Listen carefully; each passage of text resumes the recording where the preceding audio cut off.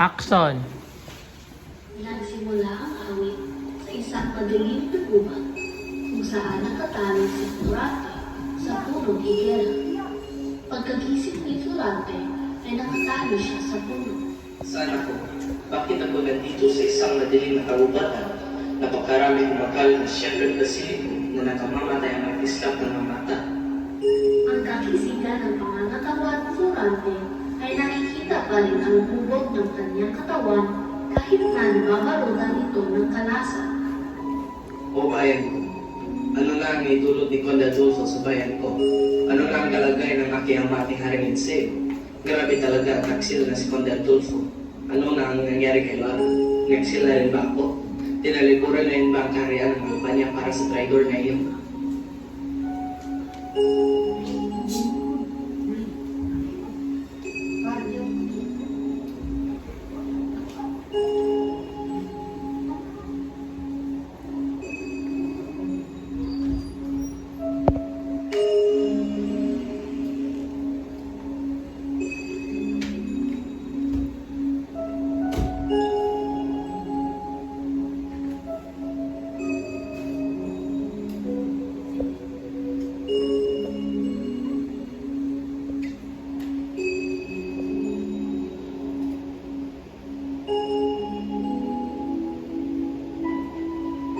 Ako'y naumuwi sa minamahal kong Laura para naranasan ko ba ang kanyang pagmamahal o pag-aaruga. Pagod na ako. Paano kaya kapag hindi ko na makita ang pinakamamahal kong babae?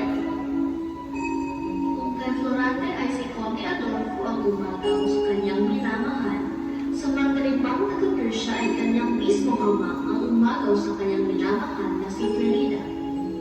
Naglalakbay si Aladdin sa kagubatan habang ninanais ng mandarigma na wakasan ang kanyang buhay sa pamamagitan ng paggamit ng pika. Itinarap ni Aladdin ang pika sa kanyang bibig, ngunit nagbago ang kanyang isip.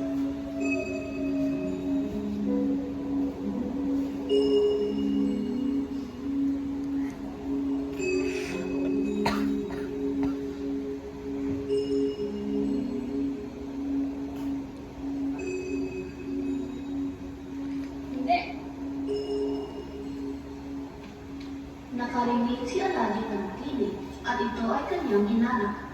Tulong! Ba't may nanangaw sa kagubatan?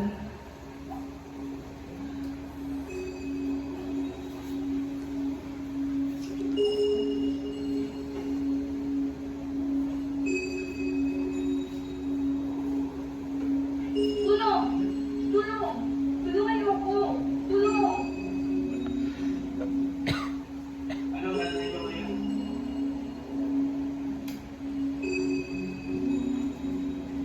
Tumulo ang luha ni Aladdin dahil naawa siya sa hinagkis ni Florante.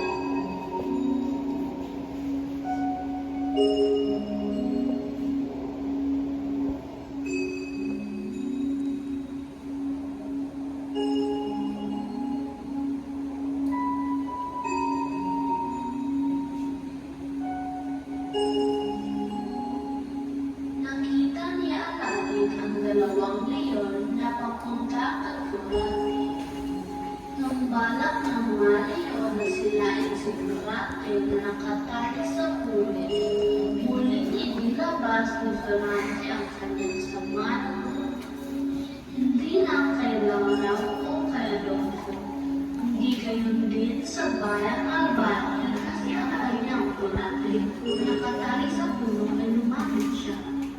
Kinuha niya ang kanyang tapak upang gamitin sa pagkatay sa mga leyon.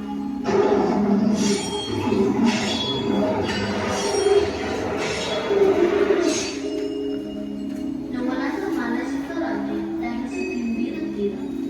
Kinuha ni Aladdin ang nubit na nakatali ng Florante. Nang nagkamalay na si Florante, nagulat siya na may isang mandirigmang Muslim na nakaharap sa kanya. Huwag kang matakot dahil ligtas ka na sa kapahamakan. Di man tayo magkasundo ang ating mga bayan, ngunit tayo ay parehas na rin gabayan ng isang utos ng langit. Hindi ko natiis na hindi hanapin ang tinig ng palagoy na kinarinig at nakita ko naman ang dalawang leon na nakang salamat. Dahil kung hindi mo ko tinulungan at ilalagyan sa kulo, ay baka nalibig na ako sa tiyan ng mga leon. Naawa si Aladdin ni Florante, kaya buong ingat ang ginawa niya pag-aasikaso nito. Binuhat ni Aladdin at dinala sa isang bahagi ng gubat na may malapad at malinis na bato. Kumuha siya ng munting baaw makakain. Ang mantribang Muslim ay hindi higit sa buong magdamag upang bantayan si Florante. Nakatulog lamang ito ng madaling araw na. Nang sumikat ng araw, laking tuwa ni Aladdin na makitang may bagong lakas ang pangangatawan ni Florante. Nagbalik na ang lakas ng katawan ni Florante. Nagpakilala, nagkwento siya tungkol sa kanyang buhay ni Aladdin.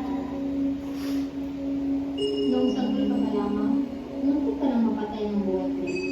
Mabuti na lamang at niligtas ka sa pinsan mo ng sinabuto. Pinudlang ka rin ng ibon na nais tumakmas sa iyo. Noon namang, bago pa lamang